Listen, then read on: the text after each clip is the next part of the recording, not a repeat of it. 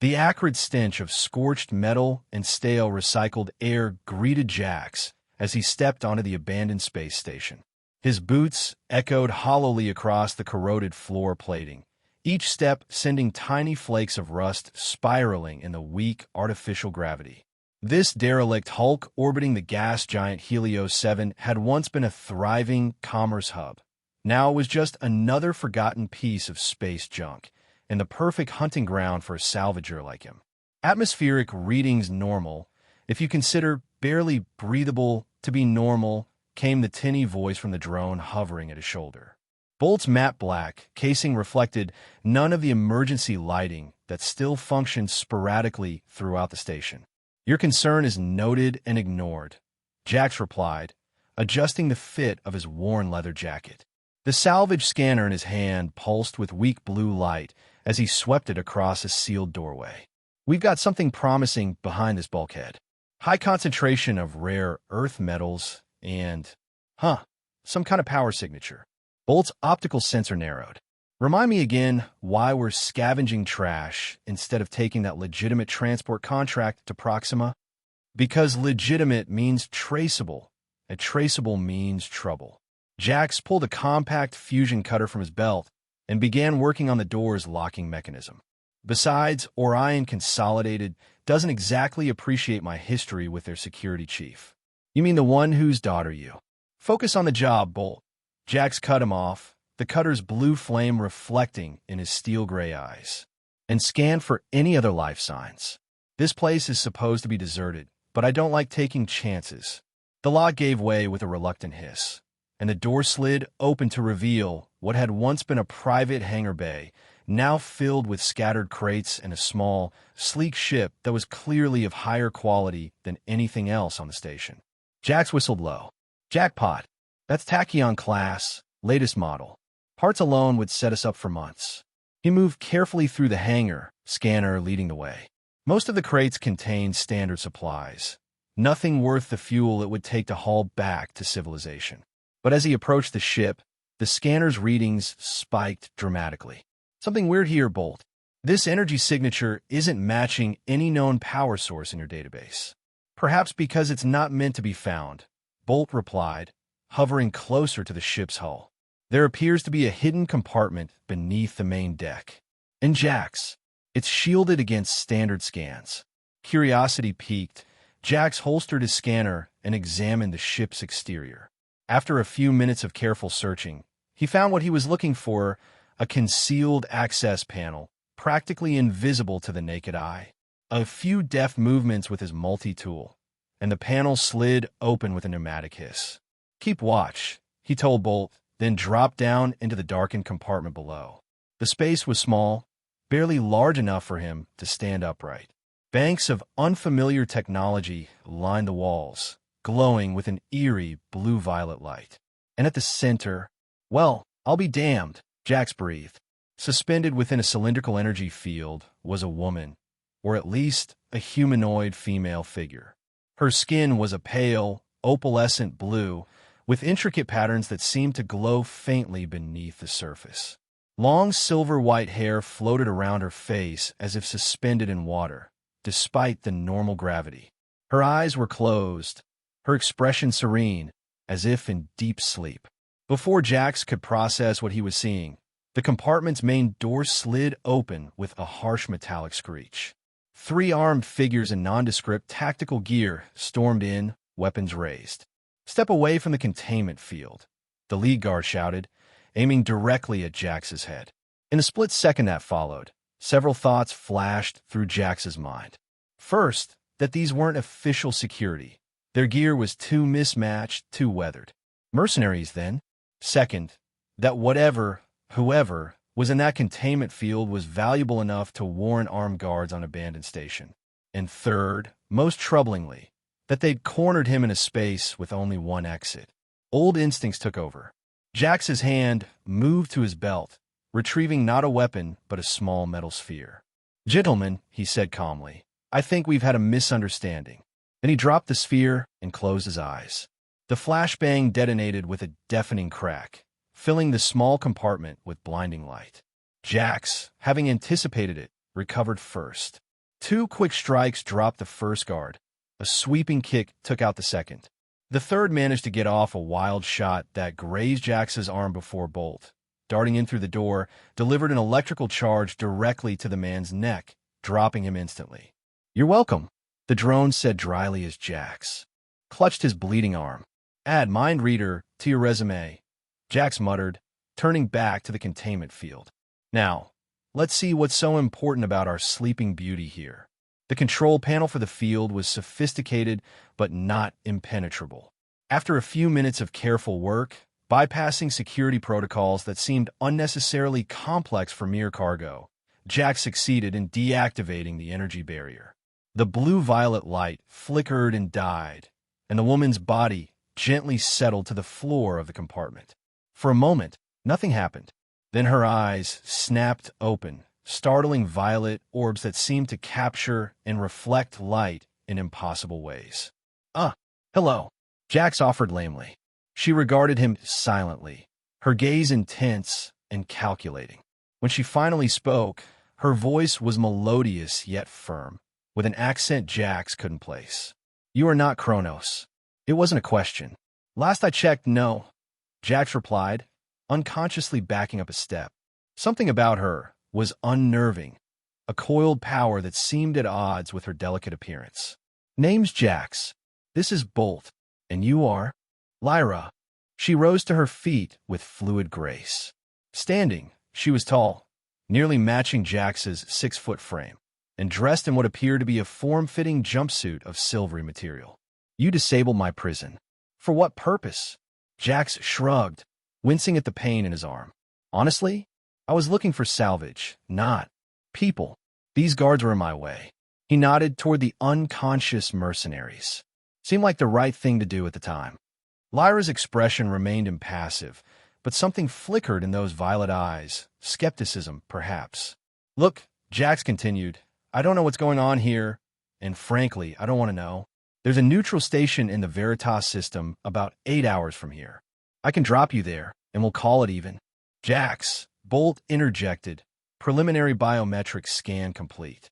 Subject's physiology shows significant deviations from standard human baseline. Cellular structure contains unknown energy patterns. Recommend caution. Before Jax could respond, the station's emergency sirens began to wail. "More guards?" he asked.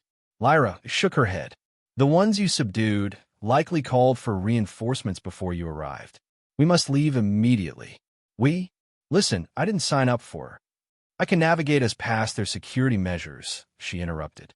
"In return for freedom, I offer knowledge. After that, your Veritas station will suffice." The sound of boots on metal echoed from somewhere above. "Fine," Jax conceded. "But any trouble, and—" "Your threats are unnecessary," Lyra said, already moving toward the exit, and, given the circumstances, somewhat ironic. Their escape from the station was a blur of narrow corridors, hastily disabled security systems, Lyra proving remarkably adept at bypassing them, and two brief but intense firefights that left Jax increasingly certain he'd made a terrible mistake. By the time they reached the Rust Bucket, his aging but reliable Sparrow-class transport, the pain in his arm had worsened, and his patience had worn dangerously thin. Once safely in the void of space, hyperdrive engaged and course set for Veritas, Jax finally allowed himself to relax marginally. He applied a med patch to his wound while Bolt ran diagnostics on the ship's systems, occasionally emitting disapproving beeps at the strain their hasty departure had put on the aging engines. Lyra stood by the view screen, watching the stars blur into streaks of light, her posture unnaturally still. So, Jax finally broke the silence. "Want to tell me what that was all about? Who's Kronos, and why were they keeping you in a fancy light show?" She turned to face him, her expression grave. "Kronos Corporation is a conglomerate that specializes in biotech and weapons development. They capture me during a diplomatic mission, seeking to study my people's unique abilities. Your people being—" "I am Xylos," she said, as if that explained everything. When Jax's expression remained blank, she continued, "We are an ancient matriarchal warrior society from the Ethel system. Our connection to the energy patterns of the universe grants us certain capabilities that others find valuable. Capabilities, Jax repeated flatly. Like what exactly? In response, Lyra raised her hand. The ambient light in the cabin seemed to bend around her fingers, coalescing into a small, swirling sphere of luminescence. With a gesture, she sent it floating toward Jax, where it hovered just before his face, pulsing gently. Immediate danger perception, limited energy manipulation. These are but small aspects of our collective abilities. The sphere dissipated into motes of light that faded away. It makes us targets. That's quite a party trick, Jax managed, trying to sound unimpressed despite his racing heart. And Kronos wanted this technology? Not technology, Lyra corrected, a hint of sharpness entering her voice.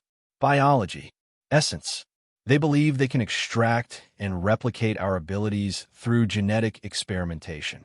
Bolt, who had been uncharacteristically quiet, suddenly swiveled toward them. Unknown vessel approaching at high velocity. Configuration matches Xylo's design parameters, based on limited database information. Impossible, Lyra whispered, moving quickly to the view screen. They wouldn't risk. The ship shuddered as external communications activated without command. The view screen flickered, then filled with the image of a stern-faced woman who bore a striking resemblance to Lyra, though with more angular features and elaborately braided silver hair adorned with what appeared to be ceremonial beads. Sister, the woman said in the same melodious accent as Lyra's, though hers held undercurrents of authority and steel. Your life signal has reactivated. We tracked it to this vessel. Kilia, Lyra acknowledged with a slight bow of her head. I was freed from Kronos' captivity by this Earthman.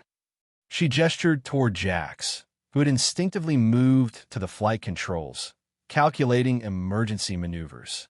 Kilia's piercing gaze shifted to him. Earthman, you have interfered in matters beyond your understanding. Prepare to be boarded. Like hell, Jax muttered, hands flying over the controls. Bolt, defensive systems online. We're making a run for her. Stop, Lyra commanded, placing a hand on his arm. They are not enemies. They're threatening to board my ship without permission. In my book, that's pretty damn hostile. It is necessary, Lyra insisted. Trust me in this. Before Jax could argue further, his ship lurched as a tractor beam locked on. The rust bucket's engines strained futilely against the much stronger pull of the Xylo's vessel. Wonderful, Jax growled, abandoning the controls. Just so you know, if they try anything, I'm spacing the lot of you. The docking procedure was surprisingly smooth, all things considered. The airlock cycled, and 5 Xylo's warriors entered the rust bucket's main cabin. All were female. All possessed the same opalescent blue skin and silver hair as Lyra, though with variations in the patterns that glowed beneath their skin.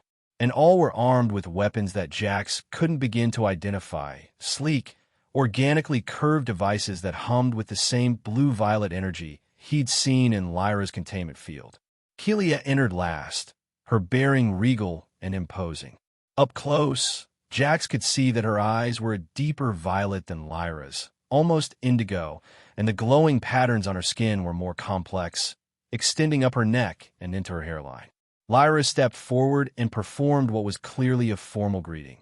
A series of precise gestures followed by words in a language that made Jax's ears tingle strangely, as if the sounds themselves carried some kind of energy. Kilia responded in kind, though more curtly, before addressing Jax in English. You have freed one who bears the blood of the high houses of Xylos. This action, regardless of intent, has profound consequences under our most ancient laws. Look, Jax said, raising his hands in a placating gesture, I was just looking for salvage. Found your sister instead. I was taking her to Veritas, after which we'd go our separate ways. No consequences necessary. One of the other warriors made a sound that might have been derision. Kilia silenced her with a glance before continuing. You misunderstand. By freeing a Xylos noble from captivity, you have invoked the life debt right. Lyra's life is now bound to yours, and through her, all of her direct kin. Jax blinked. I'm sorry, the what now? The life debt, right? Lyra explained, looking somewhat uncomfortable. An ancient covenant. When a Xylo's life is saved by an outsider, that outsider assumes responsibility for the saved one and her bloodkin until the debt is balanced or certain conditions are met. Responsibility? Jax repeated, a sinking feeling in his stomach. What kind of responsibility? Protection, Kelia stated flatly. Lyra is not the only one of our lineage being hunted by Kronos. 14 of our sisters and cousins have been scattered across this sector, hiding or captured. By our law, you are now bound to aid in their rescue and protection until all are safely reunited. That's insane. Jax exploded. I'm not responsible for your family problems just because I happened to let one of you out of the cage. The alternative, Kelia continued as if he hadn't spoken, is to be declared oathbreaker, in which case, the right demands your life in exchange for dishonoring the covenant. She means we would be obligated to kill you. Lyra translated unnecessarily, a hint of apology in her voice. Jax looked from one impassive blue face to another, searching for any sign that this was an elaborate joke. Finding none, he turned to his only ally. Bolt? A little help. Here. The drone bobbed in what might have been a shrug. Statistical analysis of current situation suggests a 97.3% probability of death if you refuse. Accepting their terms offers a 42.8% survival chance, which, while not ideal, represents a significant improvement. That's your idea of help? Jax ran a hand through his dark hair in frustration. Lyra, come on. You can't seriously expect me to go on some galactic rescue mission for people I've never met because of some ancient alien custom. For the first time since he'd met her, Lyra's composed facade cracked slightly. A flash of what might have been desperation crossed her features. My sisters are in grave danger. What Kronos plans goes beyond mere captivity or experimentation. If they succeed in their project. She trailed off, seemingly unable to voice the potential consequences. Jax looked at her, then at the other warriors, their postures rigid and hands hovering near their strange weapons. Then he glanced around his beloved ship. The rust bucket had gotten him out of countless tight spots over the years, but he harbored no illusions about its chances against the significantly more advanced Xylo's vessel currently locked onto it. Fine, he said finally, the word tasting bitter on his tongue. But I have conditions. 1. We do this my way, quietly, with minimal exposure. 2. Once all your sisters or cousins or whatever are safe, this rite is canceled, and I'm free to go. 3. Nobody touches my ship without permission. Clear. Kelia considered him for a long moment, her indigo eyes unreadable. Then she inclined her head slightly. Acceptable terms, Earthman. It's Jax, he corrected tersely. Very well, Jax, she replied, his name sounding strange in her melodic accent. We begin immediately. The nearest of our kin is being held at a gambling establishment in the Hades cluster. We have coordinates, but lack the means for subtle extraction. Jax sighed heavily. Of course, a casino, because this mission needed to be even more complicated. He turned to the flight controls. Bolt, plot a course for the Hades cluster. Looks like we're in the rescue business now. As the hyperdrive engines hummed to life, Jax couldn't shake the feeling that he'd just signed his own death warrant. The Xylo's warriors took positions around the cabin, their alien presence making his already cramped ship feel positively claustrophobic. Lyra moved to stand beside him at the controls, her voice lowered so only he could hear. I know this is not what you intended when you freed me, but I am grateful nonetheless. Jax gave her a sidelong glance. Save the gratitude for when we're all still alive at the end of this mess. The stars stretched into streaks of light once more as the rust bucket jumped to hyperspace, carrying its reluctant captain toward a destiny he'd never asked for, and dangers he could scarcely imagine. The Hades cluster lived up to its infernal namesake, a dense collection of dying stars orbited by artificial habitats and mining operations, all shrouded in a crimson nebula that bathed everything in blood-red light. At its center floated the Devil's Playground, an enormous wheel-shaped space station notorious for its gambling halls, pleasure houses, and complete absence of extradition treaties with any recognized government. Jax guided the Rust Bucket through the heavy traffic of supply ships, luxury yachts, and mercenary vessels that surrounded the station, all while briefing his unwanted crew on what to expect. The playground is neutral territory, but that just means everyone's equally willing to kill you if the price is right, he explained, manipulating the holographic map of the station that Bolt had projected. Security is privately contracted, ex-military types who don't ask questions as long as the credits keep flowing. We'll need to blend in. Kelia, who had been studying the map intently, looked up with disdain. Our appearance makes blending problematic, which is why only 2 of you are coming with me, Jax replied. Lyra, because she knows what her cousin was it looks like, and you, because you obviously won't let her out of your sight. The rest stay here and guard the ship. And how do you propose we disguise ourselves? Kelia demanded. Jax grinned for the first time since this ordeal began, opening a storage compartment to reveal an assortment of clothing, masks, and other disguise materials. I've spent years avoiding attention. Trust me on this. 2 hours later, they approached the main entrance to the Devil's Playground. Lyra and Kelia were unrecognizable as the alien warriors they were. Hooded cloaks concealed their height and builds, while specialized skin pigment temporarily dulled their opalescent blue coloring to a more common pale gray. Subtle prosthetics altered the shape of their features, and tinted lenses hid their distinctive eyes. Jax himself had donned the attire of a moderately successful merchant, flashy enough to avoid suspicion, but not so ostentatious as to attract attention. Remember, he murmured as they passed through the security scanners, Bolt tucked safely inside a shielded compartment in his jacket. Our cover is simple. I'm a trader looking to celebrate a successful run. Your companions I've hired for the evening. Act like you're enjoying yourselves, but not too much subtle. This custom of hired companionship is degrading, Kelia muttered. Which is precisely why it's perfect, Jax countered. No one looks closely at what they assume they already understand. Inside, the Devil's Playground was a sensory assault. Flashing lights, the constant chiming and buzzing of gambling machines, the mingled scents of exotic foods, drinks, and intoxicants from 100 worlds.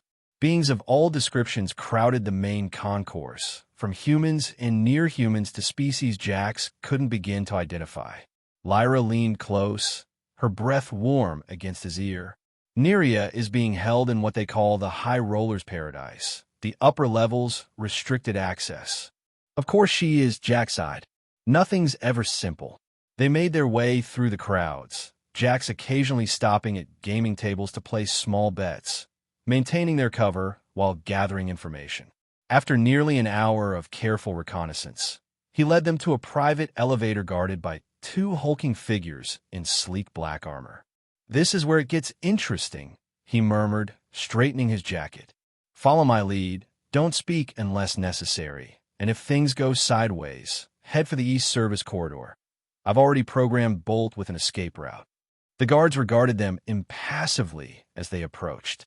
Evening, gentlemen, Jax drawled, his entire demeanor shifting to one of casual arrogance. Markov sent me, so the tables upstairs might be more to my caliber. He flashed a credit chip that glowed with the distinctive platinum hue of a high-value account. The guards exchanged a glance. Markov, one repeated skeptically. And he is. Oh, come now. Jax laughed, though Lyra could sense the tension beneath his carefree facade. Surely he mentioned me. We had such a fascinating discussion about Arcturian brandy just last week. Or was it the week before? He waved a hand dismissively. One loses track in such pleasant company. He smiled appreciatively at Lyra and Kelia. The second guard raised a scanner to his eye. Identification. Certainly. Jax produced an ID card that Lyra hadn't seen him prepare. Long seconds passed as the guard scrutinized it. Finally, he nodded. 50,000 credit minimum buy-in for the Paradise level. Naturally, Jax agreed, as if the sum were trivial, though Lyra suspected it was anything but. The elevator doors opened, and they stepped inside. As soon as they were alone, Jax's shoulders sagged slightly. That went better than expected, he muttered. Was there actually a Markov? Lyra asked. No, but there's always someone named Markov in places like this. It's a universal constant. The elevator slowed. Game faces on. Remember, we're looking for information first, then access. The High Roller's paradise was a stark contrast to the chaotic main floor. Elegant, subdued, with games of chance that involved more strategy than luck. The clientele was equally refined. Representatives of the galaxy's elite engaged in the universal pastime of separating each other from their fortunes.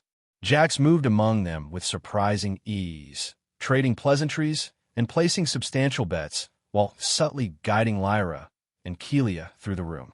They maintained their poses as silent, beautiful accessories, while carefully scanning for any sign of their quarry. It was Kelia who spotted her first, a flash of recognition crossing her disguised features as she noted a pale-skinned woman dealing cards at an exclusive table in the corner. The woman's movements had the same fluid grace that characterized the Xylos, though her appearance had been altered far more thoroughly than their temporary disguises. That's her, Kelia breathed. Neria, Jax nodded almost imperceptibly. Then we need an invitation to her table. Getting that invitation proved costly, both in credits and pride, as Jax was forced to lose spectacularly at several games to capture the attention of the establishment's manager. But eventually, they found themselves seated at Neria's table, ostensibly there to try their luck at a complex card game native to the Pleiades system. Up close, the familial resemblance was clear to those who knew what to look for. Neria's eyes, though colored a mundane brown by contact lenses, held the same ancient wisdom as Lyra's and Kelia's. Her hands moved with preternatural grace as she dealt cards from a shimmering deck. Jax placed an outrageously large bet, ensuring her attention remained on their table. A bold wager, she commented, her accent carefully neutralized. Fortune favors the brave, they say, or the desperate, Jax replied, using the phrase they'd agreed would signal their true purpose. Neria's hands faltered almost imperceptibly. Her gaze flickered to Lyra and Kelia, a question in her eyes. Lyra touched the ornate bracelet on her wrist, a cheap trinket purchased from a vendor on the main concourse, but positioned exactly where a highborn Xylos would wear a family crest. The odds change, Neria said carefully, when unexpected variables enter the equation. Indeed they do, Jax agreed, casually reaching into his pocket to allow Bolt to scan the immediate vicinity for surveillance. Perhaps we might discuss the mathematics of probability somewhere more. Private. Neria's expression remained professional, but a new tension had entered her posture. My shift ends in 30 minutes. There's a service corridor behind the bar, staff only. We'll find it, Jax assured her, placing another bet. Deal the cards. Those 30 minutes stretched interminably, filled with the artificial banter of gambling and the constant awareness that discovery would be catastrophic. When Neria finally moved away from the table, replaced by another dealer, Jax waited a calculated 5 minutes before leading Lyra and Kelia toward the bar, timing their approach to coincide with a minor commotion at one of the other tables. The service corridor was dimly lit and mercifully empty. Neria waited halfway down, her posture alert, ready for either reunion or betrayal. When she recognized Kelia, even through the disguise, her composure broke momentarily. Elder sister, she whispered, the formal title carrying more emotion than any embrace. How is this possible? We will explain elsewhere, Kelia replied tersely. This Earthman, she indicated Jax, has invoked the life debt right. We must return to his ship immediately. Neria's eyes widened. The right? But that means... Later, Jax interrupted. Right now, we need to get you out of here without raising alarms. Are you being monitored? Tracked. Neria nodded grimly. Identity chip implanted beneath the skin here. She touched her forearm. Removal triggers an alert. Perfect, Jax muttered. Bolt options. The drone emerged from his jacket, scanning Neria's arm. Chip can be temporarily disabled with a focused electromagnetic pulse, but permanent deactivation requires surgical removal. Pulse first, surgery on the ship, Jax decided. Can you generate one that won't fry every system in the vicinity?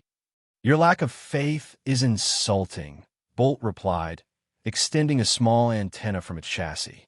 Localized EMP in 3, 2, 1. A soft pop, accompanied by a momentary tingle of static electricity, and Neria let out a breath of relief. It's offline. We have perhaps 20 minutes before the monitoring system registers the failure as something other than a routine glitch.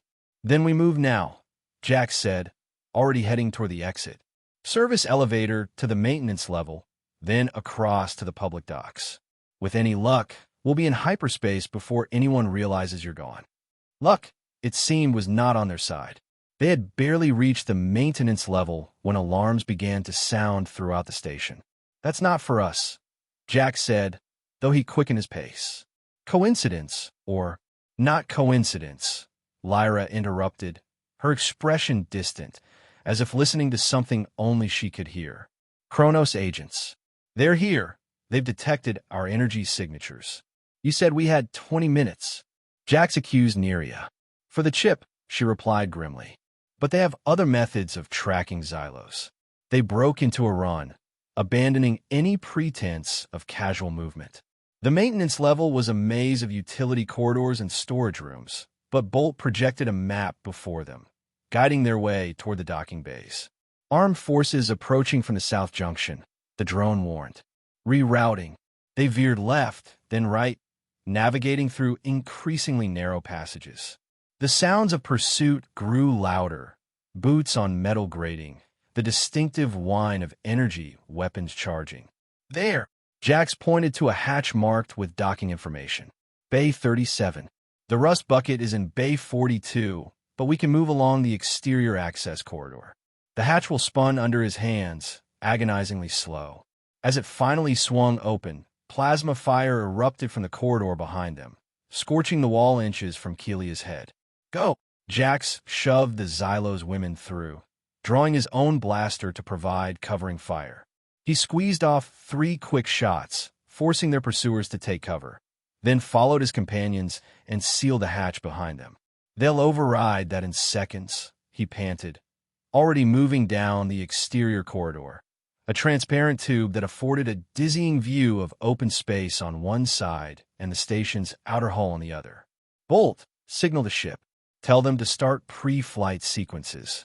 They were halfway to Bay 42 when the hatch they'd come through exploded outward. 6 figures in Kronos, tactical gear, poured into the corridor, weapons raised. Keep moving, Jack shouted, turning to face the threat. Get to the ship. What happened next occurred so quickly that later, when trying to make sense of it, Jack would struggle to separate reality from adrenaline-fueled imagination. Lyra and Kelia moved in perfect synchronization, stepping in front of Neria and raising their hands. The glowing patterns beneath their skin flared with sudden brilliance, visible even through the pigment disguising their natural color. A shimmering barrier of blue-violet energy materialized between them and the Kronos agents, not solid, but wavering like heat haze above desert sand. The first volley of plasma fire struck the barrier and dissipated harmlessly, the energy absorbed and redirected. Jax stared, momentarily forgetting his own role in the escape, until Bolt's voice snapped him back to awareness. Jax, the docking bay controls. He lunged for the control panel, inputting the emergency override code he'd prepared earlier. Alarms blared as the docking bay doors began to cycle open, atmosphere retention fields flickering on to prevent decompression. The rust bucket hovered just beyond, its boarding ramp extended, the Xylos warriors they'd left behind providing covering fire from its open hatches. We're clear. Move, Jack shouted. Lyra and Kelia maintained their energy barrier, backing slowly toward the ship as Neria moved ahead to the ramp. The effort was clearly taking its toll. Sweat beaded on their foreheads, and the barrier fluctuated with each impact it absorbed. Jax reached the ramp first, turning to provide additional fire support. Come on, we can't hold them off forever. With a final surge of power that made the air itself seem to ripple, Lyra and Kelia released their barrier and sprinted for the ramp. The moment they were aboard, Jax slammed the hatch control. The ship was moving before the ramp had fully retracted, accelerating away from the station as pursuit craft began to scramble. "Strap in," Jack shouted, throwing himself into the pilot's seat. "This is going to get rough." The rust bucket lurched as he pushed her engines beyond their rated capacity, weaving through the dense traffic surrounding the station. Proximity alarms screamed as they narrowly avoided collisions with other vessels. Behind them, the sleek black ships of Kronos Security gave chase, their weapons systems already locking on. "Bolt, we need a hyperspace solution. Now." "Calculating," the drone replied, its processors whirring audibly with the strain. "We are still within the station's gravity well. Jumping would be extremely inadvisable." "We stay, we die," Jax countered, executing a desperate barrel roll to avoid the first barrage of weapons fire. "Give me anything." "There is a possibility," Lyra said suddenly, her hands moving to a series of crystalline objects she'd removed from a hidden pocket. "Kelia, Neria, we can create a focal point." The three Xylos women formed a triangle in the center of the cabin, the crystals suspended between their outstretched hands. The patterns beneath their skin pulsed in unison, growing brighter with each passing second. "Whatever you're doing, do it faster," Jax yelled, as the ship rocked from a glancing hit to its port side. "Shield integrity at 67%. "Silence," Kelia commanded. "Disruption weakens the matrix." The crystals began to glow with the same blue-violet energy Jax had seen in their defensive barrier, but intensified tenfold. The light bent strangely, creating a distortion in the air between the three women. "Hold your course steady," Lyra instructed, her voice strained with effort. "On my mark, execute your jump calculations regardless of proximity warnings." "That's suicide," Bolt objected. "Trust her," Neria whispered, her entire body now trembling with the effort of maintaining the energy field. Another hit rocked the ship, sending one of the remaining Xylos warriors stumbling into a bulkhead. "Shields at 43%, Bolt reported. "Hull breach imminent in Section 4 if this continues." "Now, Jax," Lyra cried suddenly. Jax slammed his hand onto the hyperdrive controls. The stars began to stretch as the drive engaged, but instead of the smooth transition to hyperspace, the ship shuddered violently. Warning klaxons blared as the gravitational forces threatened to tear the rust bucket apart. Then the distortion between the Xylos women expanded explosively, enveloping the entire ship in a bubble of blue-violet energy. The crushing pressure vanished abruptly, replaced by an eerie silence. Through the view screen, Jax watched in astonishment as they slipped into hyperspace with impossible smoothness. The pursuing Kronos ships suddenly left far behind. The crystals in the women's hands shattered simultaneously, and all three collapsed to the deck. Exhausted. "What the hell was that?" Jax demanded, setting the autopilot once he confirmed they were safely in hyperspace. "Energy manipulation on a quantum level," Lyra explained weakly, as one of her kinswomen helped her to a seat. "We created a temporary bubble of altered space-time around the ship, allowing us to bypass the normal gravitational constraints of hyperspace entry." "You can do that?" Jax stared at her incredulously.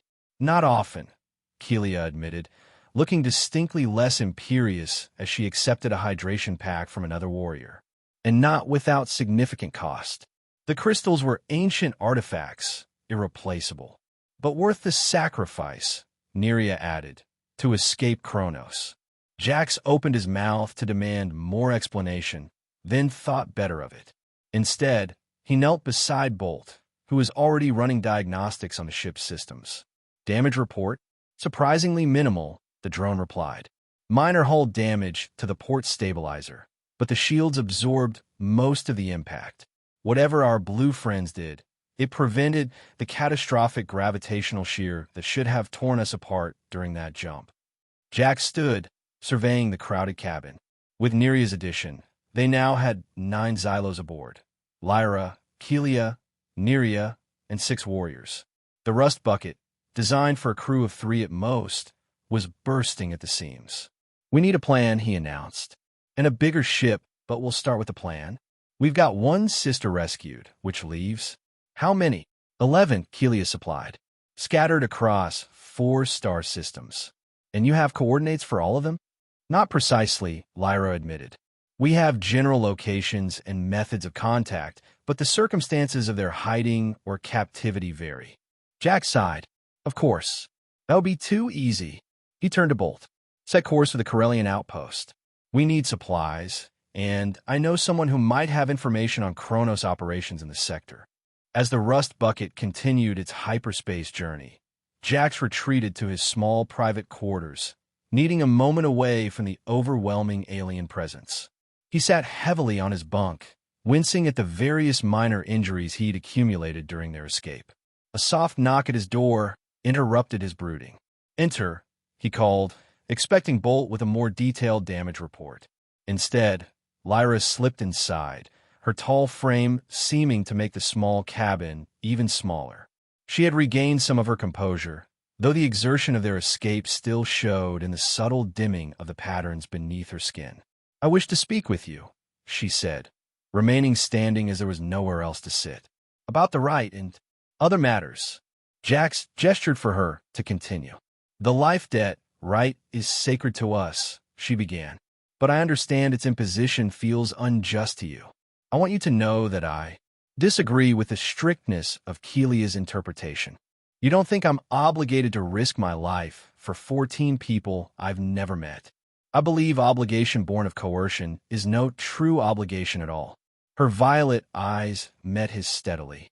"But I also believe that what Kronos plans poses a danger beyond my kin, beyond even the Xylos as a people." Jax leaned forward. "Explain." "Kronos isn't merely interested in studying our abilities. They seek to weaponize them, to create a bioweapon that could manipulate the energy fields that connect all living things. With such power, they could influence minds across vast distances, control populations, perhaps even disrupt the very fabric of space-time." "That sounds apocalyptic." "It is." She moved closer, her expression grave. "This is why I believe your help is vital, not because of some ancient right, but because you've demonstrated both the skill and the moral compass needed to stand against this threat." "Moral compass?" Jax laughed bitterly. "Lady, you got the wrong guy. I'm a salvager, a glorified junk collector who occasionally dabbles in less-than-legal enterprises. I'm not a hero." "Perhaps not," Lyra conceded. "But you freed me when you had nothing to gain, fought to protect us even when you could have abandoned us, and have shown remarkable adaptability in the face of the impossible." A faint smile curved her lips. "These are not the actions of a man without a moral center." Before Jax could formulate a suitably cynical response, Bolt's voice came over the ship's intercom. "Jax, we're receiving a wideband encrypted transmission. It's using..." "Wait, this can't be right." "What is it?" Jax demanded, already moving toward the door. "It's using your old military frequency, the one from the Special Operations Division." Jax froze, his face draining of color. "That's impossible. Those codes were decommissioned after the Vega incident." Nevertheless, Bolt insisted. "That's what I'm detecting." "Should I respond?" Jax exchanged a glance with Lyra, whose expression had grown concerned at his obvious distress. "No," he decided, "but route it to the main console. I want to see what this is about." In the main cabin, the Xylos warriors had arranged themselves in positions that allowed for both rest and rapid response if needed. All eyes turned to Jax as he entered, followed closely by Lyra. "Bolt, play the transmission," he ordered, bracing himself for what might come. The central holographic display flickered to life, but instead of the expected image of caller, it showed only a rotating geometric symbol, one that made Jax's blood run cold.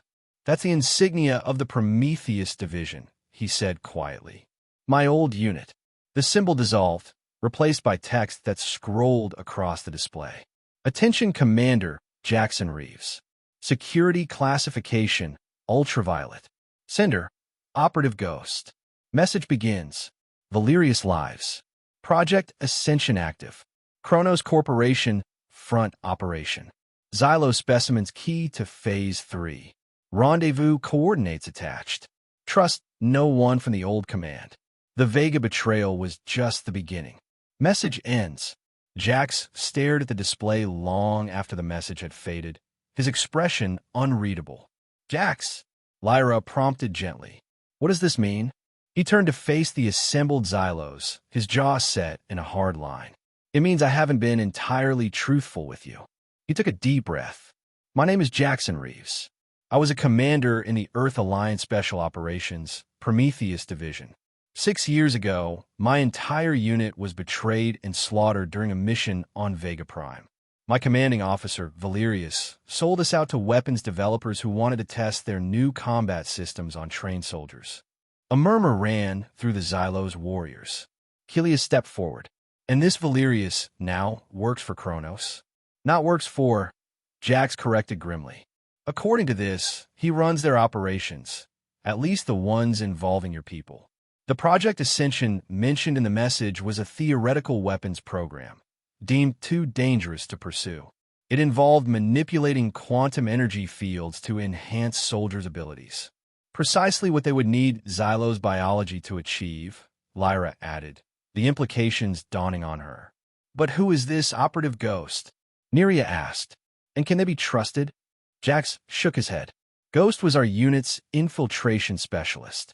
She was reported killed in the Vega incident, but he gestured at the now-empty display. Evidently not. As for trust, I don't know. The message warns against trusting the old command, which is sound advice given what happened, but why contact me now, after all these years? A trap, Kelia suggested. Possibly, Jax admitted, or an opportunity. The coordinates attached to the message point to a location in the Cygnus Nebula, not far from our current course. The Cygnus Nebula, Lyra repeated thoughtfully. That region has significance in our oldest legends. It is said to contain the Sanctum of Ethel, a place of power and refuge for our people in times of great danger. Jax raised an eyebrow. You think that's a coincidence? There are no coincidences in matters of such gravity, Kelia interjected. The patterns of the universe align with purpose, though that purpose may be hidden from our understanding. Right, Jax said dryly. Cosmic destiny. Just what this mission needed. He moved to the navigation console, examining the coordinates more closely. The rendezvous point is actually a small moon orbiting a gas giant in the nebula's outer reaches. Minimal settlements, no official Earth Alliance or Kronos presence. A suitable meeting place if one wished to avoid detection, Bolt observed. Jax drummed his fingers on the console, weighing their options. Finally, he looked up, his decision made. We'll go, but carefully. We'll establish a secure position first, scout the area, and approach the rendezvous only if everything checks out. He glanced at Kelia. That work for your warrior protocols? She inclined her head slightly. A prudent strategy. Then it's settled. Jax adjusted their course. Bolt, revise our hyperspace calculations. We're heading to the Cygnus Nebula. As the ship's computer processed the new course, Jax felt a strange mixture of dread and anticipation. After 6 years of hiding from his past, running from the ghosts of Vega Prime, he was finally heading toward a confrontation he'd both feared and secretly longed for. Lyra moved to stand beside him, her presence oddly comforting. This connection to your past, it troubles you deeply. It wasn't a question, but Jax answered anyway. I was responsible for those men and women. They trusted me to lead them, and I led them to slaughter. I should have seen the signs, should have questioned the mission parameters more thoroughly. The burden of command, she observed softly. We have a saying among the Xylos. The heaviest mantle often rests on shoulders that cannot see its weight. Poetic, Jax said, but it doesn't bring back the dead. No, Lyra agreed, but perhaps allows you to honor them by completing what they began, stopping a threat they gave their lives to uncover. Jax had no response to that, and they fell into a companionable silence as the rust bucket adjusted its course and accelerated deeper into hyperspace, bound for the mysteries of the Cygnus Nebula. The Cygnus Nebula was a vast, swirling cloud of gas and dust, illuminated from within by the birth and death of stars. Brilliant blues and purples dominated its outer reaches, while its core glowed with the fierce reds and oranges of stellar nurseries. The rust bucket emerged from hyperspace at a safe distance, the spectacular vista filling its view screens. Scanning for automated defense systems or patrol vessels, Bolt announced, its sensors sweeping the surrounding space. Nothing detected thus far. Keep looking, Jax ordered. Kronos has stealth technology that can evade standard scans. He guided the ship cautiously toward the coordinates provided in the mysterious message, following a course that kept them within the nebula's denser regions, where sensor detection would be more difficult. The gas giant loomed before them, a striated behemoth of swirling storms, with several moons orbiting at various distances. "Which one is our destination?" Lyra asked, studying the display. "The third moon," Jax replied, highlighting it on the navigation screen. "Officially designated Sin 27, but local miners call it Whisper. It's tidally locked to the gas giant, with a habitable zone along the Terminator line between eternal day and night." As they approached Whisper, its features became clearer. A small, rocky world with a thin atmosphere, its surface divided dramatically between the scorched, radiation-baked side facing the gas giant and the perpetually frozen dark side. Between them lay a narrow band of twilight where temperature and conditions permitted limited habitation. "I'm detecting a settlement near the Terminator line," Bolt reported. "Small, approximately 200 life forms of various species. Also picking up the energy signature specified in the rendezvous coordinates, a small outpost about 20 kilometers from a main settlement." "Any sign of Kronos activity?" Kelia asked, her hand resting near her weapon. "Negative, but that doesn't mean they're not here," Jax cautioned. "We'll maintain our approach vector and land at the designated coordinates, but be ready for anything." The landing was uneventful, the rust bucket settling onto a flat, rocky plain near a cluster of prefabricated structures that constituted the outpost. A faint, bluish mist hung in the perpetual twilight, creating halos around the few exterior lights that marked the buildings. "Atmosphere is breathable but thin," Bolt announced. "Temperature at -5 degrees Celsius. No immediate threats detected, but sensor effectiveness is reduced by electromagnetic interference from a nebula." "Convenient," Jax muttered. "All right, here's the plan. Lyra comes with me to the outpost. Kelia, you and two of your choosing stay on alert just outside the ship, ready to provide backup if needed. The rest secure the rust bucket. No one enters without my direct authorization."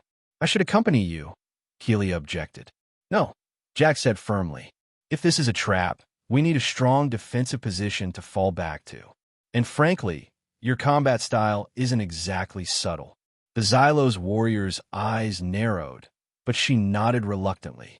"As you wish. But if you're not in communication every 15 minutes, we will come for you." "Fair enough." Jax checked his blaster and secured several small devices to his belt. "Bolt, you with us. Your sensors might pick up things we miss." The trio disembarked, making their way across the rocky terrain toward the outpost. The gas giant dominated the sky above them, its massive presence creating an unsettling illusion that it might crash down upon them at any moment. The bluish mist swirled around their feet as they walked, disturbed by their passage. "This place feels resonant," Lyra observed quietly. "The energy patterns here align in unusual ways." "Meaning?" Jax asked, scanning their surroundings continuously.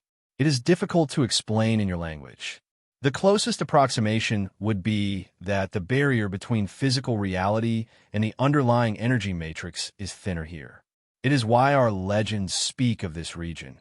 Places like this amplify our natural abilities." As if to demonstrate, she raised her hand, and the patterns beneath her skin pulsed with greater brilliance than Jax had seen before. A small sphere of light formed above her palm, far more stable and intense than the one she'd shown him on the ship. "Impressive," Jax admitted, "but let's avoid light shows until we know who's watching." They reached the outpost without incident, a collection of modular units arranged in a rough semicircle with a larger, central structure that appeared to be a combination of living quarters and operations center. All wore the weathered look of facilities built for function rather than comfort, with numerous repairs visible on their exterior plating. No lights showed within, and no movement was visible through the few windows. Scanning for life signs, Bolt murmured, hovering close to Jax's shoulder. One humanoid detected inside the main structure. No weapon signatures, but there are several energy sources I cannot identify. Keep alert, Jax instructed, drawing his blaster and approaching the main entrance. It was unsealed, sliding open at his touch on the control panel. The interior was dimly lit by emergency lighting and scattered holographic displays. The air smelled of ozone and something else, a herbal scent Jax couldn't identify. The main room contained standard deep space habitation equipment, communication arrays, life support monitors, research stations. All appeared well-maintained, but currently idle. "Hello," Jax called, his voice echoing slightly in the open space. "Operative Ghost? I got your message." Silence answered him, but a subtle change in the air pressure suggested movement from an adjacent room. Jax raised his blaster, positioning himself protectively in front of Lyra, despite knowing full well she could probably defend herself better than he could. A door at the far end of the room slid open, revealing a slender figure silhouetted against the brighter light beyond. As they stepped forward into the main room, their features became clear, a woman of indeterminate age, with close-cropped silver hair and cybernetic augmentations visible at her temples and along her jawline. She wore nondescript tactical clothing, with no insignia or identifying marks. "Commander Reeves," she said, her voice carrying the slight metallic undertone characteristic of vocal synthesizers. "Or do you prefer Jax these days?" "Ghost," he acknowledged, lowering his weapon slightly but not holstering it. "You look well for someone who's been dead for 6 years." A smile flickered across her face. Death has its advantages, anonymity chief among them. Her gaze shifted to Lyra, and her eyes widened almost imperceptibly. "You brought one of them. I wasn't certain you would make the connection so quickly." "Less a connection, more a collision," Jax replied dryly. "Why now, Ghost? Why contact me after all this time?" Ghost gestured toward a seating area to one side of the room. "That's a conversation that requires more comfort than standing allows. Please." Jax exchanged a glance with Lyra, who nodded slightly. They moved to the indicated area, though Jax positioned himself where he could see both Ghost and the room's exits. "After Vega," Ghost began, once they were seated, "I spent months in a medical regeneration chamber. The official report listed me as killed in action, but the truth was more complex. I was found by local resistance fighters, barely alive. They preserved what they could of my original body, supplemented the rest with cybernetics." She tapped the metallic implants along her jaw. "By the time I recovered enough to reach out, the division had been disbanded, and you had disappeared completely. So you've been, what, working alone all this time?" Jax asked skeptically. "Not alone. There are others, survivors and allies, who recognize the threat Valerius and Project Ascension pose. We've been gathering intelligence, building a network, waiting for the right moment to act." She leaned forward, her expression intensifying. "That moment is now. Valerius has advanced the project to its final stages. The Xylos are the key component he's been missing." Lyra spoke for the first time since entering the outpost. "What precisely does this project entail? What do they want with my people?" Ghost regarded her thoughtfully before answering. Project Ascension was originally conceived as a method to enhance human soldiers through controlled quantum field manipulation, giving them abilities similar to what your people possess naturally. But Valerius's vision has evolved. He no longer seeks to enhance individuals. He wants to create a quantum field amplifier that could extend control across entire star systems. "Mind control?" Jax asked, his disbelief evident. "Not precisely," Ghost corrected. "More fundamental than that. The ability to influence the basic energy patterns that underlie consciousness itself.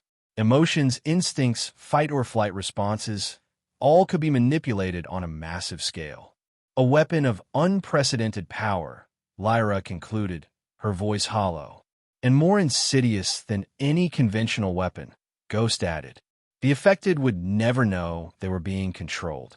They would believe their actions and choices were entirely their own. Jax shook his head. This sounds like science fiction, even for someone who's sitting next to an alien who can create light with her hands.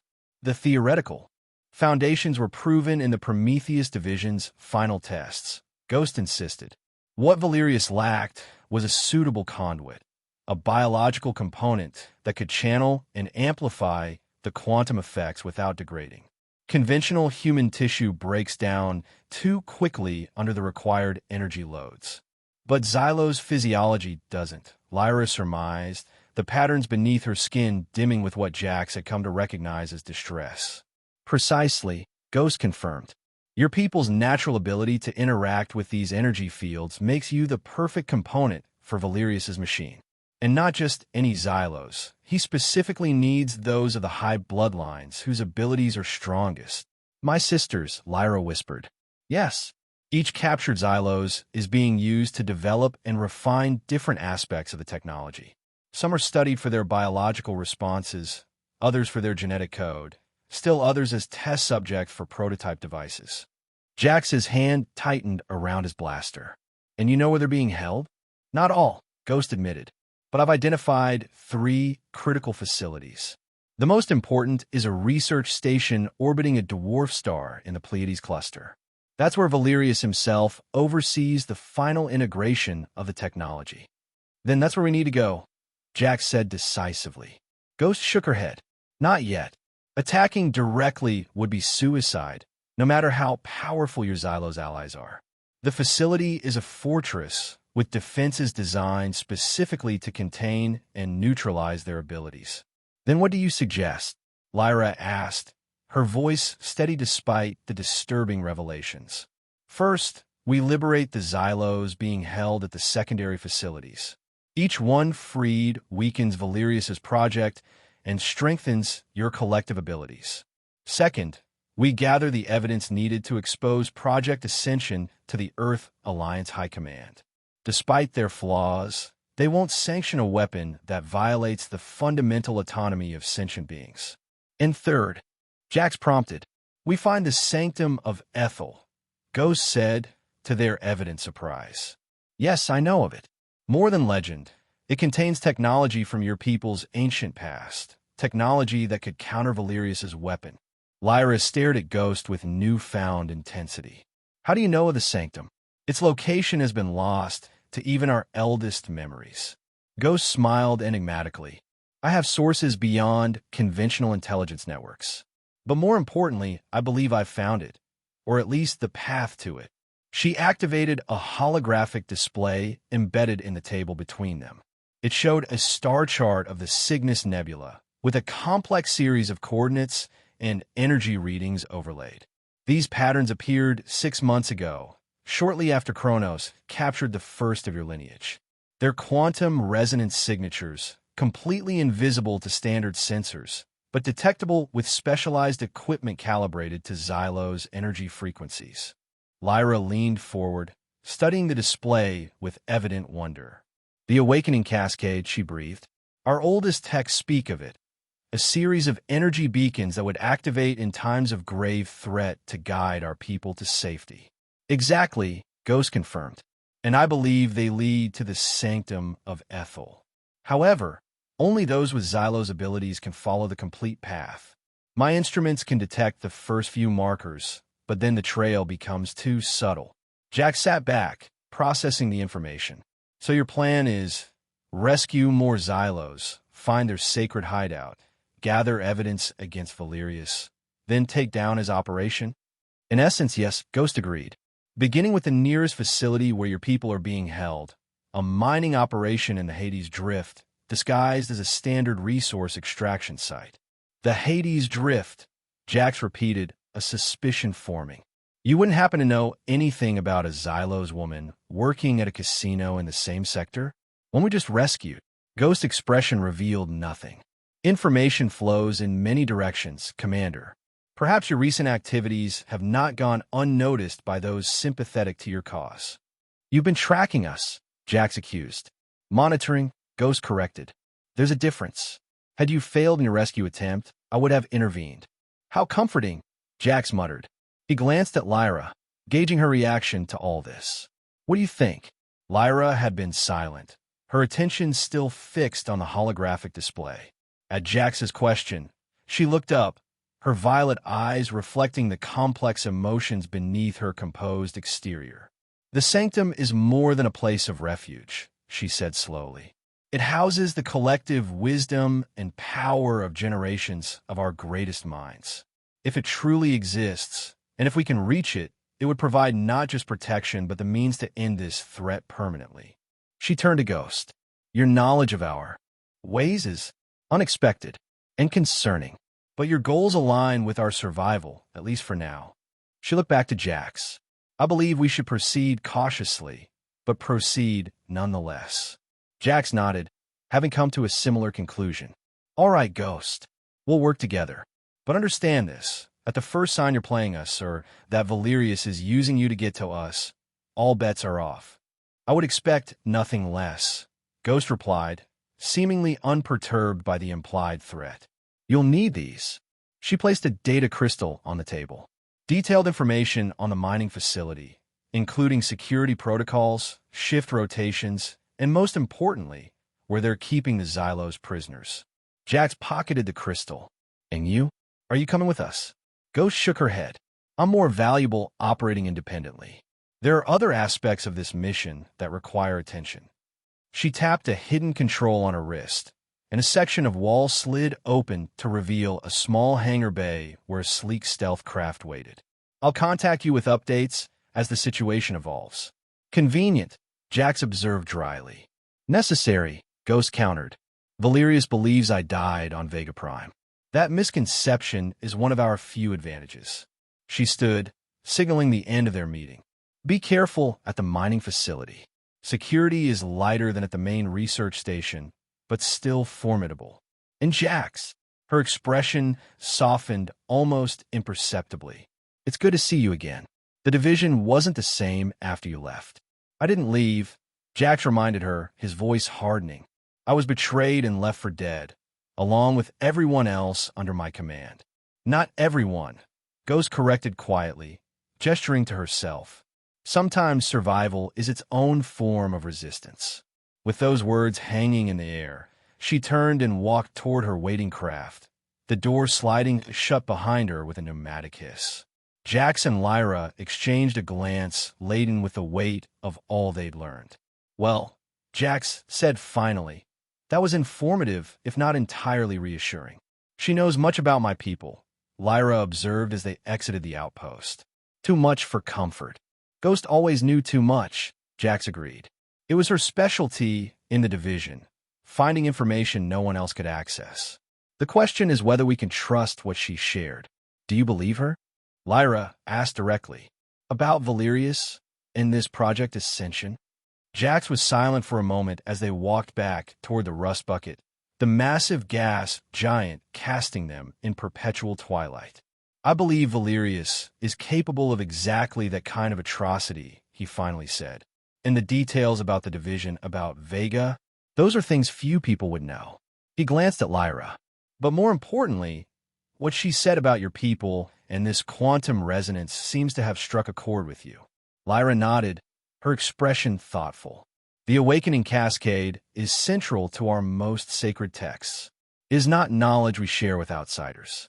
That she knows of it. She trailed off, then continued more firmly. But the patterns she showed us are genuine. I felt their resonance immediately.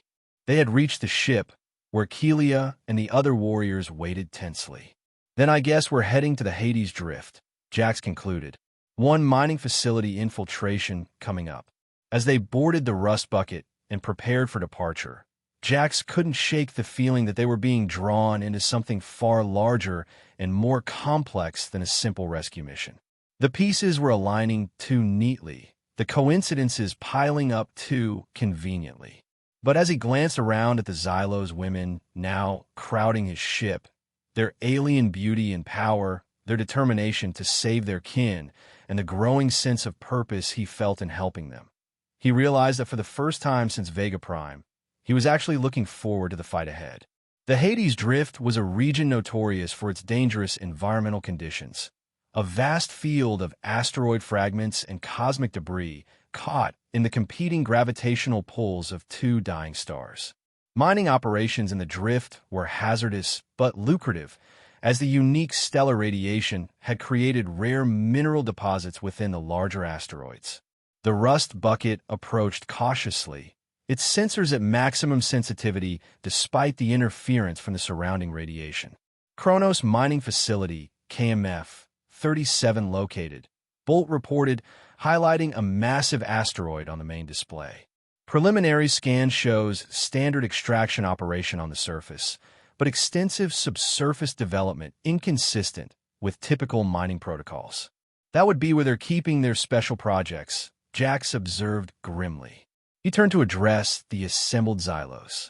According to Ghost Intelligence, there are 3 of your kin held in the lower levels, sisters named Mira, Thala, and Vesa. Neria gasped softly. Vesa is the youngest of our line, barely past her initiation. A child, Jax asked, alarmed. By your standards, perhaps, Kelia clarified, but fully capable in her abilities. Vesa specializes in perception across dimensional boundaries, a rare gift even among our kind, which would explain Kronos' interest, Lyra added soberly. Such ability would be crucial for calibrating their quantum field technology. Jax nodded, returning his attention to the tactical display. The facility's security consists of automated systems, drone patrols, and a contingent of human guards, approximately 50 personnel. Our advantage is that they're not expecting a direct assault. We cannot risk a frontal attack, Kelia objected. If they realize they might lose the prisoners, they could execute them rather than allow their rescue. Agreed, Jax said, which is why we're going with infiltration instead. Ghost data includes the facility's delivery schedule. A supply ship is due to dock in 6 hours. We intercept it, take the place of the crew, and enter the facility legitimately. And once inside, Lyra asked, Jax activated a 3-dimensional schematic of the facility. We split into 2 teams. Team 1 creates a diversion in the main processing area. Nothing too dramatic, just enough to draw security attention. Team 2 uses that window to access the lower levels through this maintenance shaft. He indicated a narrow passage on the schematic. The cells where your sisters are being held are here, in what they're calling Research Module C. The diversion team will be at significant risk, Kelia noted. Who do you propose takes that role? Me, Bolt, and 2 of your warriors, Jax replied. Lyra leads the second team with you and Neria to free the prisoners. Your combined abilities should be sufficient to overcome any remaining security in the research module. Kelia studied the schematic intently. The plan has merit, though much depends on the accuracy of this intelligence. It's the best we've got, Jax said with a shrug. Unless you have a better suggestion? After a moment of consideration, Kelia nodded her acceptance. We proceed as you've outlined, but we should prepare contingencies for potential betrayal or misinformation. Always, Jax agreed. Bolt's already working on backdoor access to their security systems, just in case we need to improvise. They spent the remaining hours meticulously preparing, studying the facility layout, practicing the precise timing their plan required, and modifying equipment to compensate for the interference from the drift's radiation. Throughout these preparations, Jax noticed a subtle but significant change in his relationship with the Xylos warriors. The suspicion and distance that had characterized their initial interactions had evolved into something approaching mutual respect, particularly between himself and Kelia. When the supply ship, a nondescript cargo hauler named the Star Mule, appeared on their sensors, they were ready. The interception went smoothly, with the rust bucket matching velocity and approach vector before delivering a precisely calibrated electromagnetic pulse that disabled the smaller vessel's systems without damaging its cargo. Boarding was equally efficient.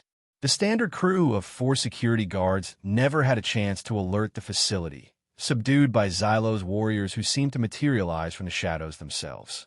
Within 20 minutes, Jax and his team had secured the Star Mule, verified its cargo manifests, and prepared to continue the delivery route to the mining facility. "Comms check," Jax said quietly as they approached the asteroid. "Everyone on frequency?" A series of affirmations came through his earpiece, followed by Bolt's more detailed assessment. "All communication systems functioning within acceptable parameters. Facility control has cleared us for docking approach. They're not detecting anything unusual." "Good," Jax replied. "Remember, casual and routine until we're inside. Bolt will loop the security feeds once we've passed the main airlock." The docking procedure was textbook. The Star Mule settled into its designated berth with a gentle shudder, and the facility's automated systems began the process of securing the ship and cycling the airlock. A bored-looking receiving officer appeared on the communication screen. "Cargo manifest?" he demanded without preamble. Jax, now dressed in the uniform of the Star Mule's captain, transmitted the required data. "Standard resupply, plus some replacement parts for the processing units in Section 7. You guys are burning through molecular filters like they're going out of style." The officer grunted, barely glancing at the information. "Radiation's worse this month. Plays hell with all the equipment." He tapped something on his console. "You're cleared. Offloading drones will handle the main cargo. Technical components need to be delivered manually. To Chief Ramirez in processing." "Copy that," Jax confirmed, the exchange perfectly mirroring what Ghost Intelligence had predicted. "We'll handle it personally." Once the communication ended, Jax gave a satisfied nod to his team. Phase 1 complete. Now for the hard part. They exited the Star Mule through the main airlock, pushing hover carts loaded with supply crates. Each member of the team wore either the uniform of the cargo ship's crew or the nondescript coveralls of technical contractors, disguises that would allow them limited but legitimate access to much of the facility.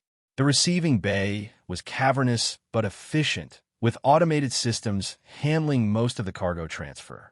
A few human workers supervised the process, paying little attention to yet another supply delivery. Jax led his group through the security checkpoint, their forged credentials passing inspection without issue. "Bolt," he murmured once they were clear of the checkpoint. "Status on the security feeds?" "Looping now," the drone replied from its hiding place inside one of the technical component crates. "You have approximately 20 minutes before the system's automated diagnostic cycle detects the irregularity." "More than enough time," Jax confirmed. "Team split here. Diversion team, with me, toward processing. Extraction team, you have your route to the maintenance shaft." Lyra caught his eye briefly before they separated. No words were exchanged, but something passed between them, a moment of connection that transcended their different species and backgrounds. Then she was moving away with Kelia and Neria, their movements so fluid and coordinated they seemed almost to glide through the busy corridor. Jax led his team toward the main processing facility, where raw ore from the asteroid was refined and separated into its valuable components. The noise and activity there would provide ideal cover for the technical issue they planned to create. They had just reached processing when Bolt's voice came through his earpiece, tense and urgent. "Jax, we have a problem. Security protocols have changed since Ghost Intelligence was gathered. There's a secondary verification system on the research level that wasn't in the schematics. Can you bypass it?" Jax asked quietly, maintaining his casual demeanor as they approached the processing supervisor. "Negative. It requires biometric authentication from authorized personnel." Jax's mind raced. "Relay to Lyra. Tell them to hold position until we can." "Too late," Bolt interrupted. "They've already triggered the first verification station. Alarms will sound in approximately 40 seconds unless authorized access is provided. Then we accelerate the timeline," Jax decided instantly. "Diversion starts now." Without waiting for acknowledgement, he turned to the two Xylos warriors accompanying him, Celine and Taris, both combat specialists who had been itching for more direct action since joining the mission. "Change of plans," he said quietly. "We need something bigger than a technical malfunction. Think you can manage that?" The sisters exchanged a glance, their eyes gleaming with the same blue-violet energy he'd seen during their escape from the casino. "With pleasure," Celine replied. Jax approached the processing supervisor, deliberately knocking a component case from his hovercart as he did so. The crash echoed through the facility, drawing attention just as he'd intended. Sorry about that, he said to the irritated supervisor. Gravity feels stronger here than on the Star Mule. As the man bent to examine the fallen case, Jax smoothly disabled him with a precise nerve strike, catching his unconscious form and lowering it behind a control console before anyone noticed. Meanwhile, Celine and Taris had positioned themselves at key points in the facility, near power distribution nodes. On my mark, Jax said into his comm. 3, 2, 1. Now, the Xylos warriors activated their abilities simultaneously, sending pulses of energy into the facility's power grid. The effect was immediate and dramatic. Lights flickered wildly. Processing machinery accelerated to dangerous speeds, and warning alarms began to blare throughout the complex. In the confusion, Jax retrieved Bolt from the crate and released the drone to interface directly with a nearby control terminal. I need access to Research Module C now, he ordered. Working, Bolt replied, various connection appendages extending from its chassis. Security protocols are more sophisticated than anticipated, but there, I've triggered an emergency override. All sealed doors in the facility will open for exactly 60 seconds during the automated reset. Lyra, Jax said urgently into his comm, you have 1 minute. All doors will open. Get to the cells and get out. We'll meet at Rendezvous Point Delta. Understood, came Lyra's calm reply, though Jax could detect the tension beneath it. We're moving now. The distraction in processing had escalated beyond their original plan. The energy pulses from the Xylos warriors had triggered a cascade failure in the refining systems, and now actual fires were breaking out across the facility. Facility staff were either frantically trying to contain the damage or evacuating entirely. Exactly the chaos they needed. Security personnel are converging on processing, Bolt warned, and a priority alert has been issued for Research Module C. They know something's happening. Time to make our exit, Jax decided. Celine, Taris were moving to Delta. As they fought their way through the increasingly chaotic facility, Jax received sporadic updates from Lyra's team. They had reached the research module during the security override, located the 3 imprisoned Xylos, and were now extracting them, though all were weakened from Kronos' experiments. By the time Jax's team reached the designated rendezvous point, a secondary maintenance airlock near the facility's exterior, the situation had devolved into a full-scale emergency. Alarms blared continuously. Emergency bulkheads were sealing throughout the complex, and security forces were conducting a methodical sweep of all sectors. Where are they? Celine asked tensely as minutes passed with no sign of the extraction team. They'll be here, Jax said with more confidence than he felt. Bolt, can you locate them on the internal sensors? Difficult with the current level of system disruption, the drone replied. But I'm detecting significant energy fluctuations moving through the secondary corridor network, approaching our position. Signature consistent with multiple Xylos biopatterns. Moments later, the access door slid open, and Lyra appeared, supporting a younger Xylos woman who could only be Vesa. Behind them came Kelia and Neria, each assisting another rescued prisoner. All 3 of the freed Xylos showed signs of mistreatment. Their skin was dull, the natural patterns almost entirely dormant, and their movements weak and uncoordinated. What did they do to them? Jax asked, horrified despite all he'd seen in his military career. Experimentation, Lyra replied grimly. Continuous energy extraction, cellular sampling, neural pathway mapping. They've been systematically harvesting everything that makes us what we are. Will they recover? With time and proper care, Kelia said. But we must get them to safety first. The facility's security forces are close behind us. As if to emphasize her point, the sound of booted feet and shouted commands echoed from the corridor they just exited. The airlock, Jax directed, already moving to the control panel. We'll spacewalk around the exterior to docking Base 7. The Star Mule will be overrun by now, but there's a maintenance shuttle we can appropriate. Spacewalk, Neria looked at the weakened refugees with concern. They can barely stand. We'll manage, Lyra said firmly. Our people can survive brief vacuum exposure better than humans. The energy field manipulation that Jax witnessed on the station, we can create a similar effect to protect ourselves. The airlock cycled open, revealing the stark, airless surface of the asteroid. Beyond it, the spectacular backdrop of the Hades drift spread in all its dangerous beauty. The two dying stars casting everything in a haunting red-orange glow, radiation dancing visibly through the debris field. Jax sealed his helmet and checked the others. The Xylos had created their personal energy fields, shimmering bubbles of blue-violet light that enveloped each of them completely. It was an impressive display of their abilities, though he could see the strain it placed on those already weakened by captivity. Stay close, he instructed. Magnetic boots active, tether lines connected. It's about 400 meters to the maintenance bay. They emerged onto the asteroid surface, just as security forces breached the inner airlock door. Plasma fire sizzled past them, most shots going wide in the microgravity, but one struck Tari's energy field directly. She staggered, but maintained the protective barrier. Move, Jax ordered, activating the small propulsion unit on his suit to help guide their group across the rocky terrain. The journey across the asteroid's surface was tense, but mercifully brief. Their pursuers were delayed by having to cycle through the airlock, giving Jax's team precious minutes to reach the maintenance bay.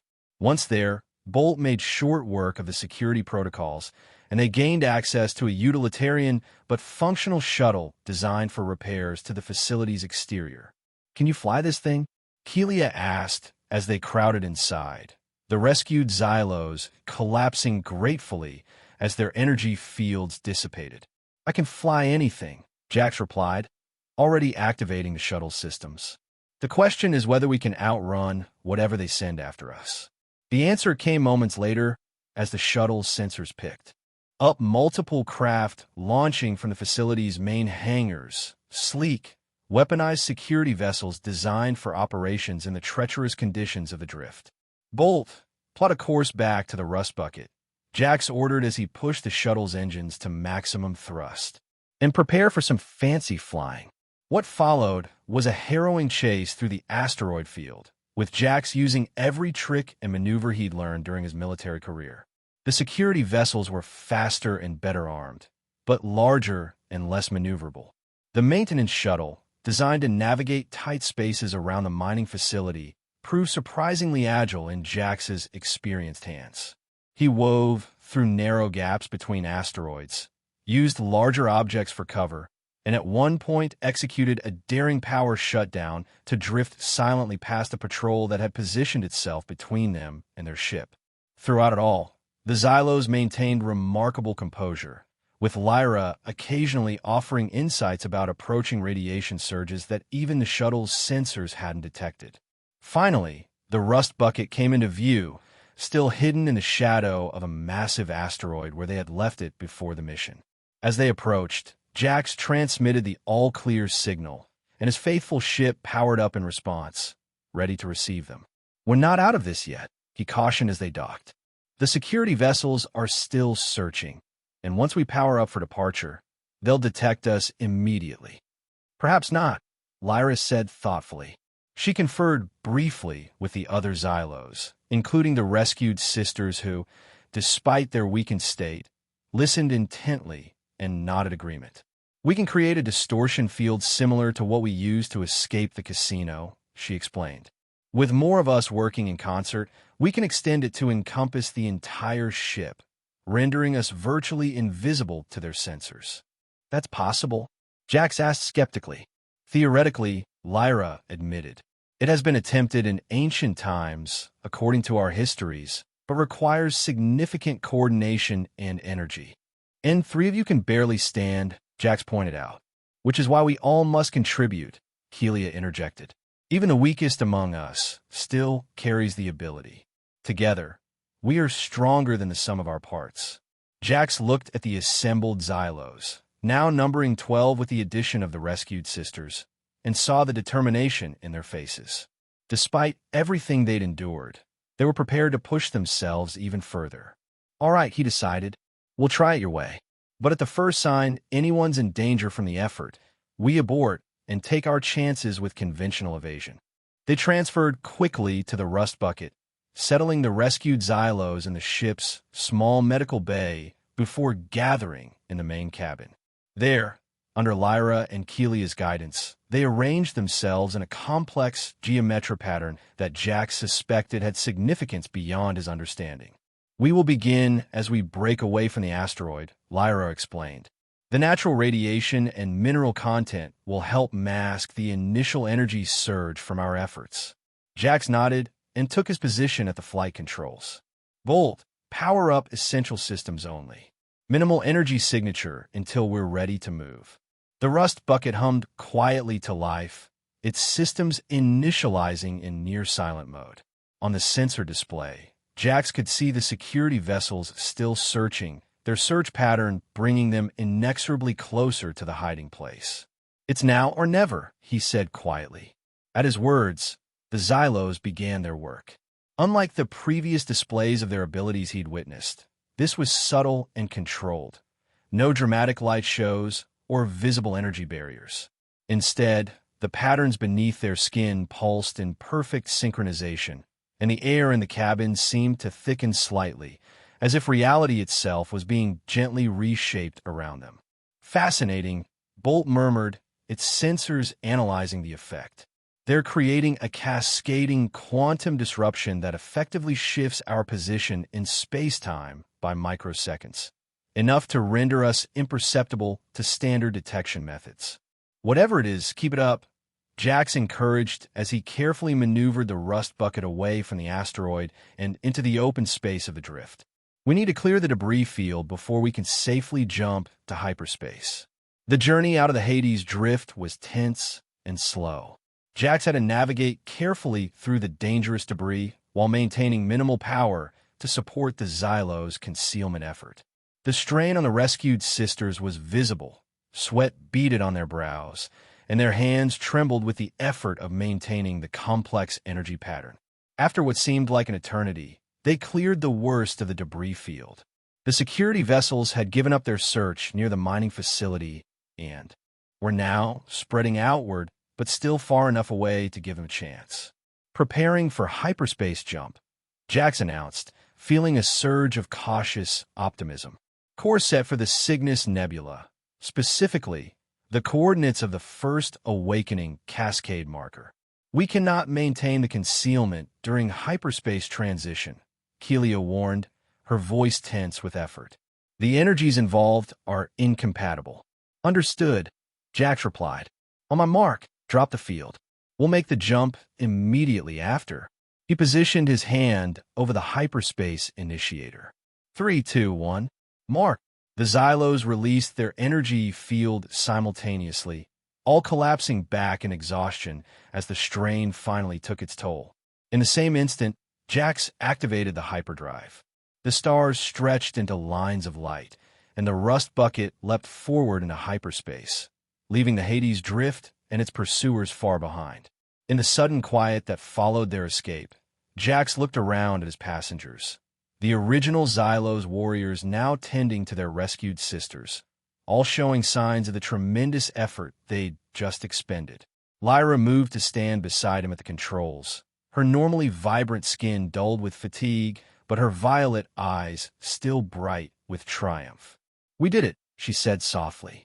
9 of my sisters now freed, including 3 who hold knowledge crucial to finding the sanctum. And everyone still alive, Jax added, the relief in his voice unmistakable. Though I'd prefer fewer close calls in the future. Lyra smiled, a genuine expression that transformed her normally composed features. You performed admirably, Jax. Perhaps there is more to this life debt, right, than mere obligation after all.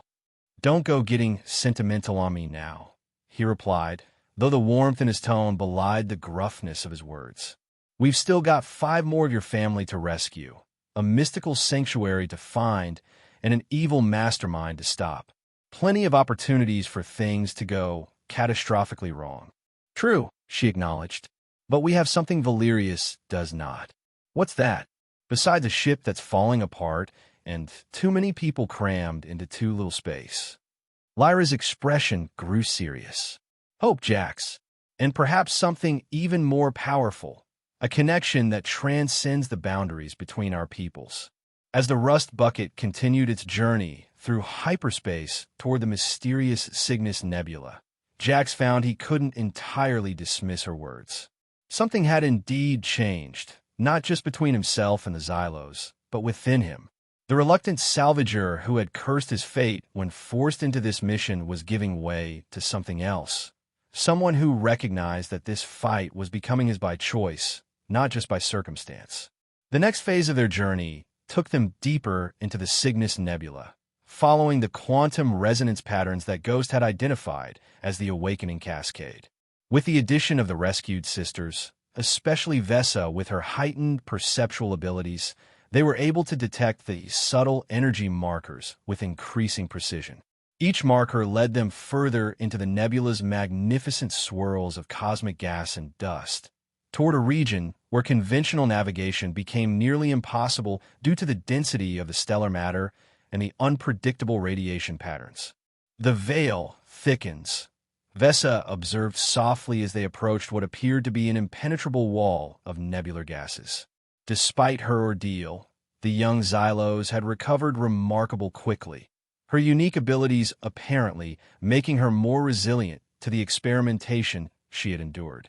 The final threshold lies beyond. Beyond that, Jax questioned, eyeing the sensors that warned of lethal radiation levels and gravitational anomalies. There's no safe passage through that section of the nebula. Even with the best shielding, we'd be cooked in seconds. It is not meant to be breached by conventional means, Lyra explained. The passage exists between realities, accessible only through the resonance of Xylo's energy patterns. You're saying we need to, what? Phase through it? In essence, yes, Helia confirmed. Our combined abilities can create a tunneling effect through the barrier, allowing safe passage for a brief period. Jax looked skeptical, but had seen enough of their capabilities to know better than to dismiss the possibility outright. And you're sure what we're looking for is on the other side?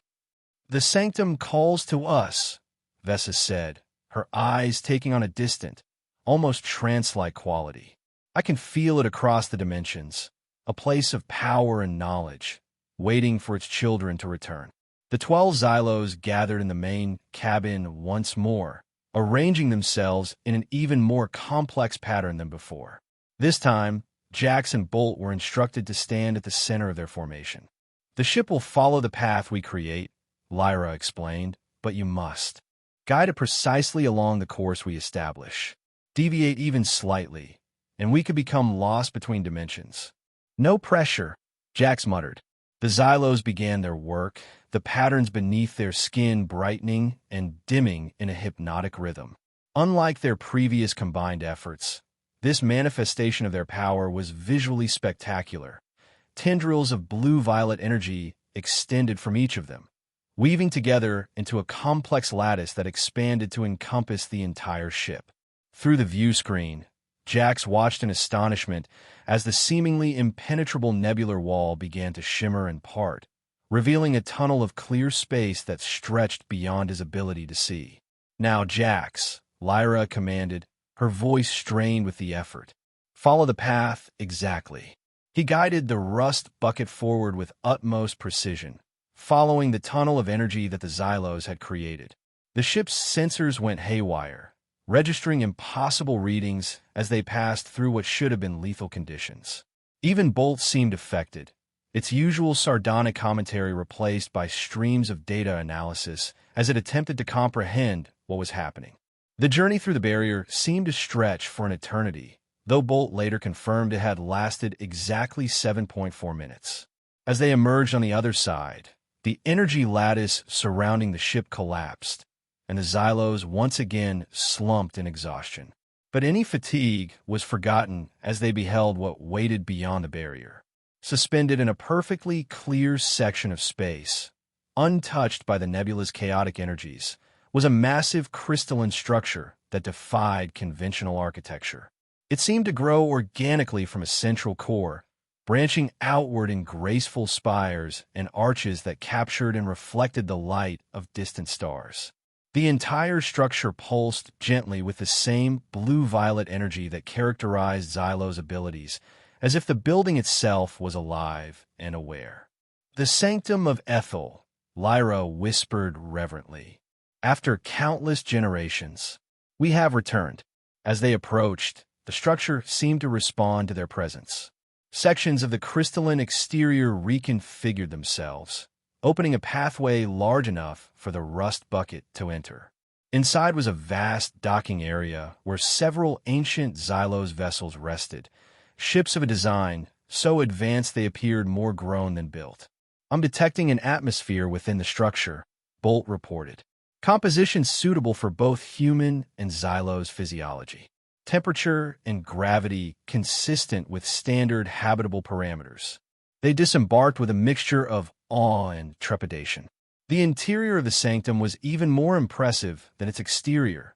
Vast chambers with soaring ceilings, walls inscribed with flowing symbols that shifted and changed as they watched, and throughout, the sense of ancient power, carefully contained and channeled. "This place has been waiting for us," Vessa said, her young face alight with wonder. "The knowledge preserved here, it's beyond anything in our current understanding." The Xylos moved through the sanctum with increasing confidence, as if the place itself was communicating with them on some level Jax couldn't perceive. They were led to a central chamber dominated by a massive crystalline structure that resembled a tree, its branches extending throughout the ceiling and walls of the room. "The archive," Kelia explained, approaching the structure with reverence. "The collected wisdom and history of our people, preserved in crystalline matrix form." As the Xylos gathered around the archive, placing their hands on various crystal formations that seemed designed for interface, Jax hung back, suddenly aware of his status as an outsider in this sacred place.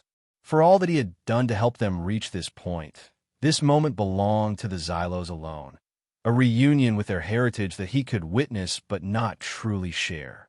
Bolt hovered near his shoulder, its sensors working overtime to record and analyze everything around them. "This technology is unlike anything in my databases," the drone observed quietly. The crystalline matrices appear to store information at the quantum level, allowing for virtually unlimited capacity and instant retrieval. "Can they find what they need?" Jax asked. "Something to stop Valerius and his project?" "I believe they already have," came Lyra's voice as she approached them. Her expression was solemn but determined. "The archive confirms what we feared. Project Ascension is based on corrupted versions of ancient Xylos technology, specifically devices designed for planetary healing that have been perverted into weapons of control. But it also provides us with the means to counter it," she continued, holding up what appeared to be a small crystal similar to those they had used during their escape from the casino.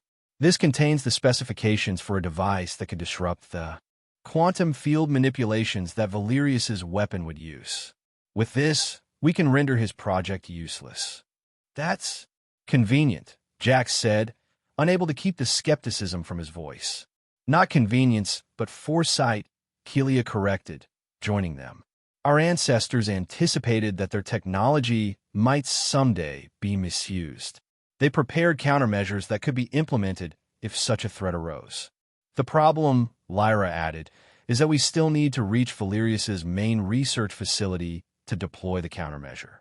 And according to the information Ghost provided, that facility is the most heavily defended in the Kronos network." Jax nodded thoughtfully. "Then we need more than just a technical solution. We need a strategy." He turned to survey the sanctum around them. "Does this place have anything else that might help us? Weapons? Shields? A fleet of those fancy ships I saw in the docking bay." Lyra exchanged a glance with Kelia before responding. The sanctum was created as a repository of knowledge and a refuge, not a military installation. While it contains technology far beyond current standards, most of it is philosophical in nature rather than martial. However, Kelia added, with unexpected warmth in her voice, it does offer one significant advantage: healing and restoration. The remaining sisters who have been subjected to Chronos experimentation can be fully restored here, their energy patterns repaired and strengthened. And she hesitated, looking at Jax with new respect. The Sanctum has acknowledged you, Earthman. Acknowledged me? Jax repeated, confused. What does that mean? It means, Lyra explained, that the life debt right has evolved beyond its original parameters. You're no longer bound by obligation, but recognized as an ally by choice, a rare designation for any non-Xylos. This grants you certain privileges within the Sanctum. Before Jax could ask for clarification, the crystal tree in the center of the chamber pulsed with increased luminosity. One branch extended toward him, a small formation at its tip separating and floating into his automatically outstretched hand. The crystal was warm to the touch and seemed to vibrate with contained energy. As he held it, images flashed through his mind, technical schematics, tactical information, and most surprisingly, fragments of Xylo's history and culture that conveyed more understanding in moments than he could have gained through years of study. What is this? He managed, overwhelmed by the influx of information. A resonance key, Vesa answered, her young face alight with wonder. They were given to the greatest allies of the Xylos in ancient times, a means of communication and connection across the barriers of species and space. The Sanctum has deemed you worthy of such a gift. Jax looked at the crystal in his palm with new respect. Will this help us against Valerius? More than you can imagine, Lyra replied. The key grants you limited access to Xylo's energy manipulation, not our innate abilities, but a technological approximation that will allow you to interact with our systems and contribute to our combined efforts. Useful, Jax acknowledged, tucking the crystal carefully into a secure pocket. But we still need a plan to get into that research facility. They gathered around a holographic display that the Sanctum provided, showing detailed information about Valerius's operation that far exceeded what Ghost had shared. As they strategized, Jax was struck by the change in dynamics among them. Gone was the tension between himself and Kelia, replaced by a professional respect. The rescued sisters, now fully recovered thanks to the Sanctum's healing technologies, contributed valuable insights based on their observations while in captivity. And Lyra, Jax found his gaze returning to her repeatedly throughout the discussion. The connection between them had deepened beyond anything he could explain rationally. When their eyes met across the holographic display, he saw the same recognition reflected in her violet gaze. They developed a plan that was daring but feasible, using the Sanctum's advanced technology to enhance the Rust Bucket's capabilities. They would approach the research facility under the guise of Chronos transport carrying captured Xylos.